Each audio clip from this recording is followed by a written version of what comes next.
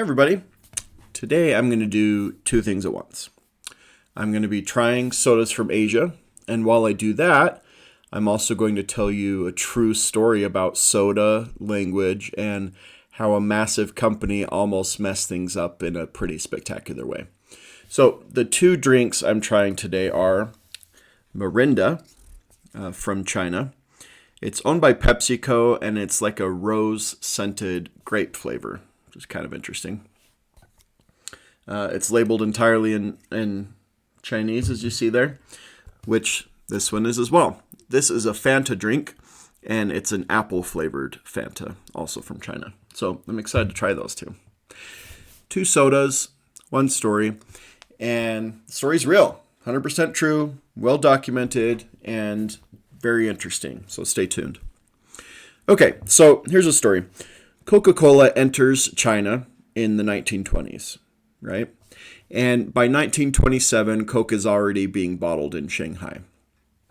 But there's a problem. Chinese doesn't work like English does. There's no alphabet, so every character has a meaning. So when you bring in a brand name, you're not just copying sounds, you're choosing symbols that literally say something. Early on, Coca-Cola didn't have one official Chinese name.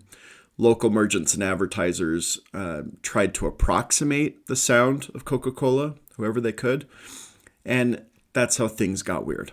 Okay, some early phonetic versions used characters that sounded close, but when you looked at the meanings, they came out unfortunate.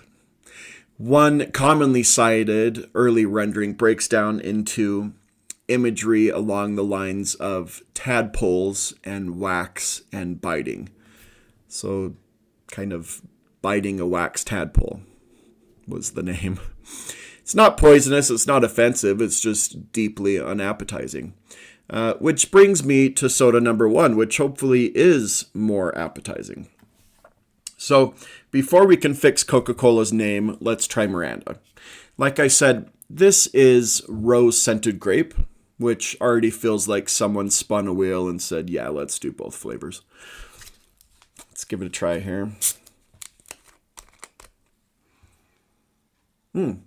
So first impression, the smell's floral. It's like grape soda, but it's sort of like grape soda walked past a rose bush and decided to make a long-term commitment. Almost a little bit like a haichu. Let's give it a try.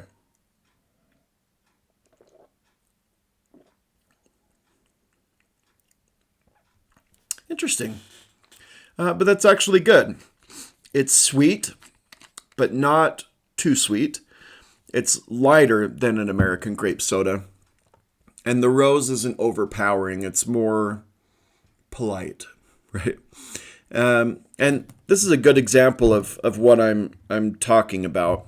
If you handed me this without a label, I might hesitate. But knowing what it's supposed to be helps my brain kind of line everything up. And that's kind of exactly the problem that Coke ran into. See, Coke eventually realized that letting everyone freestyle your name in a different language is a bad idea, right? So they did something very deliberate. They researched thousands of Chinese characters and settled on some that I can't totally pronounce, but it's essentially Kiku Kili. The brilliance of this name is not that it sounds like Coca-Cola, it's the meaning that works. It roughly translates to something like tasty and enjoyable, or delicious happiness. In other words, it sounds like a beverage, not a biology experiment like biting a waxy tadpole, right? This name became a textbook example of how to do globally branded items correctly, right? The same rhythm, the same vibe, completely different writing system, and best of all, no tadpoles. And that brings us to soda number two, which is the apple soda. So again, this one is simply labeled as such. It's an apple-flavored carbonated drink. No poetry, no mystery, no branding contest, just facts.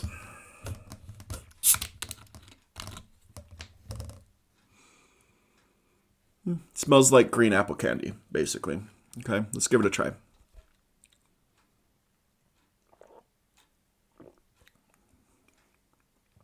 Oh yeah. Yep, that's apple soda. It's clean, it's crisp, it's not too sweet, and honestly, it's pretty refreshing. I would drink that. I don't know why we don't have that sort of thing in the U.S. more commonly, but even though this name is basic, right? Apple soda, it does exactly what it needs to do, right? My brain knew what to expect, and the drink delivered exactly what the name said, which is the entire lesson that Coke learned the hard way, right? When you sell soda, you're not just selling flavor, you're selling expectations. Names matter, language matters, and sometimes a drink doesn't taste wrong, it just gets introduced wrong. So the next time you see an international soda with a very intentional name, there's probably a story behind it. And thankfully, most of those stories end with fewer tadpoles.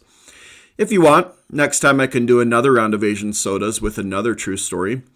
There are a lot of these, and they're all better than they have any right to be. So leave below in the comments any interesting stories you've heard, any you want me to recount, and anything you think would be fun for me to try in my next video. All right, thanks everybody. Bye-bye.